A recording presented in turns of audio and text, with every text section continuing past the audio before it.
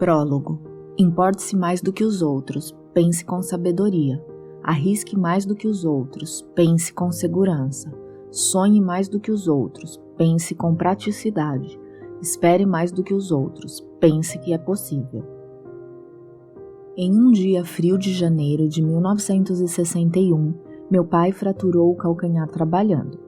Eu tinha 7 anos de idade naquela época e estava em meio a uma guerra de neve no playground atrás do colégio, quando minha mãe debruçou-se no parapeito da janela do nosso apartamento no 7º andar e acenou vigorosamente em minha direção. Eu corri para casa. O papai sofreu um acidente, disse-me ela. Eu tenho que ir ao hospital. Meu pai, Fred Schultz, teve que ficar em casa com o pé para cima por mais de um mês. Eu nunca havia visto gesso até então, e à primeira vista fiquei fascinado. Mas a novidade logo se tornou banal. Como muitos outros na sua condição, quando o papai não trabalhava, também não recebia. Seu último emprego fora de motorista de caminhão, recolhendo e entregando fraldas. Por meses a fio, ele reclamara amargamente do mau cheiro e da bagunça, dizendo que era o pior emprego do mundo. Mas quando se viu sem ele, parecia querê-lo de volta. Minha mãe estava grávida de 7 meses, então não podia trabalhar. Nossa família não possuía renda, nem assistência médica, nem indenização, não havia nada a que recorrer.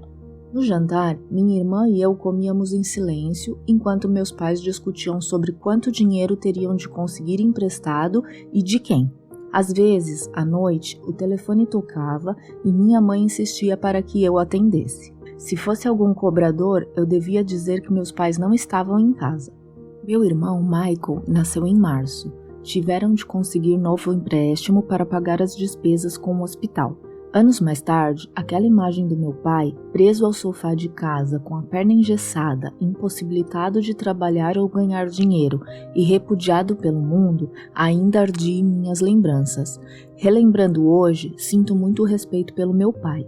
Ele nunca terminou o colegial, mas era um homem honesto que trabalhava arduamente. Às vezes ele tinha de arranjar 2 ou 3 empregos só para colocar comida na mesa. Ele se importava muito com seus 3 filhos e jogava bola conosco nos finais de semana. Adorava os Yankees. Mas era um homem sofrido. Em uma série de empregos, motorista de caminhão, operário, taxista, ele nunca conseguiu ganhar mais do que $20 mil por ano. Nunca conseguiu ter casa própria. Eu passei minha infância nos projects, habitações populares subsidiadas pelo governo federal, em Carnoustie, Brooklyn. Na adolescência, percebi o estigma que isso carregava. Quando eu fiquei mais velho, discutia frequentemente com meu pai. Eu me sentia amargurado diante de sua falta de realizações, sua falta de responsabilidade. Eu achava que ele podia ter conseguido muito mais, se ao menos tivesse tentado. Depois que ele morreu, percebi que o julguei injustamente. Ele havia tentado se ajustar ao sistema, mas o sistema o esmagara. Ele nunca foi capaz de sair do buraco e melhorar sua condição de vida com sua baixa autoestima. O dia em que ele faleceu, vítima de câncer no pulmão, em janeiro de 1988, foi o dia mais triste da minha vida. Ele não tinha economias nem aposentadoria.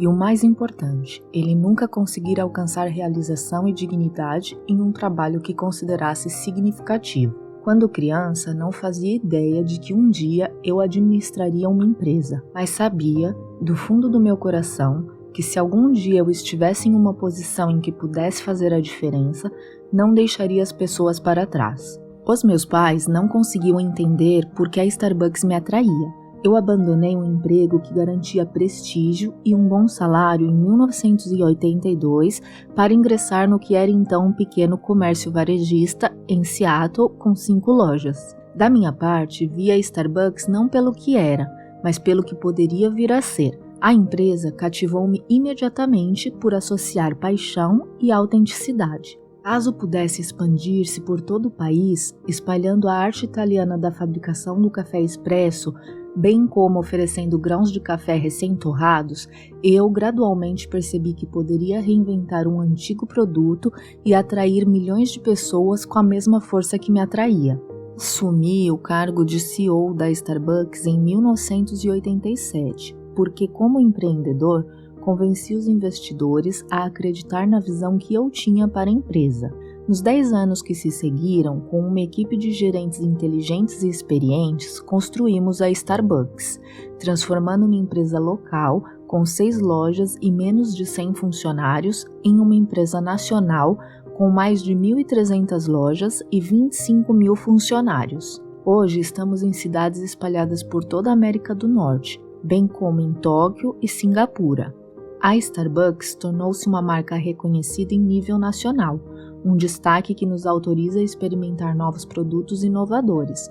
Tanto as vendas quanto os lucros subiram mais de 50% ao ano durante 6 anos consecutivos. Mas a história da Starbucks não é apenas um registro de crescimento e sucesso. Ela conta também como uma empresa pode ser construída de uma maneira diferente. Fala sobre uma empresa completamente diferente daquelas para as quais meu pai trabalhou. Temos a prova viva de que uma empresa pode funcionar com o coração, nutrir a alma e ainda assim render lucros. Esta história mostra que uma empresa pode oferecer, a longo prazo, valor para seus acionistas sem sacrificar a crença central de que deve tratar seus funcionários com respeito e dignidade, tanto porque temos uma equipe de líderes que acreditam que isso é certo, quanto porque essa é a melhor forma de se fazer negócios. A Starbucks cria um vínculo emocional com as pessoas. Algumas desviam-se do roteiro só para tomar o café da manhã. Nos tornamos um símbolo tão ressoante da vida americana contemporânea que nosso logo com a sereia frequentemente aparece nos programas de televisão e no cinema. Nós introduzimos novas palavras ao vocabulário americano e novos rituais sociais aos anos 90. Em algumas comunidades, as lojas Starbucks tornaram-se um terceiro lar, um local para reuniões sociais e amigáveis fora de casa e do trabalho, mas como uma extensão da própria casa. As pessoas se ligam a Starbucks porque se identificam com a nossa essência. É mais do que um excelente café. É o romance da experiência com café, a sensação de aconchego que faz com que as pessoas da comunidade entrem nas lojas Starbucks. Esse tom é determinado pelos nossos baristas, que fazem o expresso de acordo com a preferência de cada cliente e explicam a origem dos diferentes cafés. Alguns vêm para a Starbucks com menos habilidades do que as que meu pai tinha. Entretanto, são eles que criam a magia.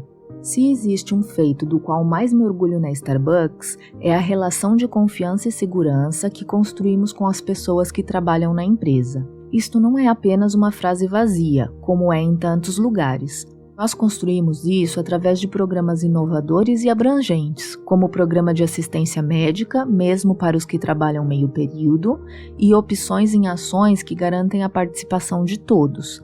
Tratamos os funcionários do armazém e o pessoal recém-contratado das lojas com o mesmo respeito que a maioria das empresas demonstra apenas por executivos de alto escalão.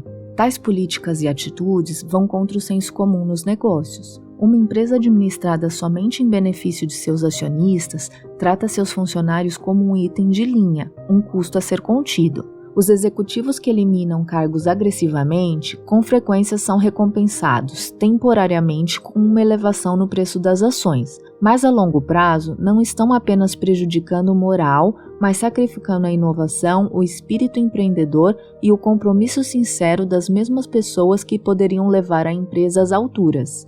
O que muitos não percebem é que não se trata de um jogo de soma zero. Tratar os funcionários de forma benevolente não deve ser visto como um custo agregado que reduz os lucros, mas como um poderoso elemento motivador que pode transformar a empresa em algo bem maior do que um líder é capaz de imaginar. Com orgulho pelo que faz, o pessoal da Starbucks tende a não abandonar o trabalho. Nosso índice de turnover é inferior à metade da média na indústria, o que não só representa economias em dinheiro, como também fortalece nossa ligação com os clientes. Mas os benefícios são ainda mais profundos. Se as pessoas se importam com a empresa para a qual trabalham, se formam um vínculo emocional com ela e acreditam nos sonhos da empresa, irão dedicar-se com emoção, procurando aperfeiçoá-la. Quando os funcionários têm autoestima e respeito por si mesmos, podem contribuir muito mais para a empresa, para a família, para o mundo.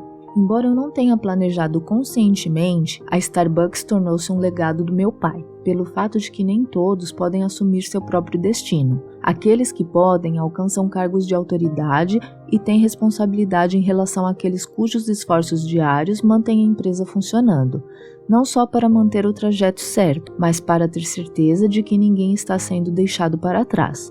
Eu nunca planejei escrever um livro, pelo menos não tão cedo em minha carreira. Acredito firmemente que a maior parte das realizações da Starbucks estão no futuro, não no passado. Se compararmos a Starbucks a um livro de 20 capítulos, estamos apenas no terceiro. Mas por diversos motivos, eu decidi que agora seria um bom momento para contar a história da Starbucks. Primeiramente, eu gostaria de inspirar as pessoas a perseguirem seus sonhos. Eu tenho origens humildes, não tive talheres de prata, nem pedigree, nem mentores que me guiassem. Eu ousei sonhar grande e então desejei que meus sonhos se concretizassem. Estou certo de que a maioria das pessoas pode realizar seus sonhos e ir além deles se tiverem perseverança. Segundo e mais importante, espero inspirar líderes de empresas a sonhar alto. O sucesso é vazio se você atingir a linha de chegada sozinho. Melhor recompensa é chegar lá cercado de vencedores. Quanto mais vencedores você trouxer consigo, sejam eles seus funcionários, clientes, acionistas ou leitores, mais gratificante será a vitória. Não estou escrevendo este livro para ganhar dinheiro. Toda a renda resultante dele será revertida para a Starbucks Foundation, que irá doar as verbas para trabalhos filantrópicos em nome da Starbucks e seus sócios. Esta é a história da Starbucks, mas não é um livro convencional sobre negócios. Seu propósito não é compartilhar a história da minha vida ou oferecer conselhos sobre como consertar empresas quebradas ou documentar a história de uma corporação. Ele não traz resumos executivos, nem listas de itens para tomada de ação, nem diagramas teóricos para analisar por que algumas empresas são bem-sucedidas e outras não. Em vez disso tudo, é a história de uma equipe de pessoas que construiu uma empresa de sucesso com base em valores e princípios diretores raramente encontrados nas corporações norte-americanas. Ela conta como, com o decorrer do tempo, nós aprendemos algumas lições importantes sobre os negócios e sobre a vida. Esses insights, espero, ajudarão outras pessoas a construir uma empresa e perseguir o sonho de suas vidas. Meu objetivo final, ao escrever Dedique-se de Coração, é insistir para que as pessoas tenham coragem de perseverar, de continuar seguindo seus corações mesmo quando os outros as ridicularizarem. Não seja derrotado pelos pessimistas que dizem não a tudo. Não deixe os obstáculos intimidarem-no. Quais eram os obstáculos à minha frente? Uma criança do Projects?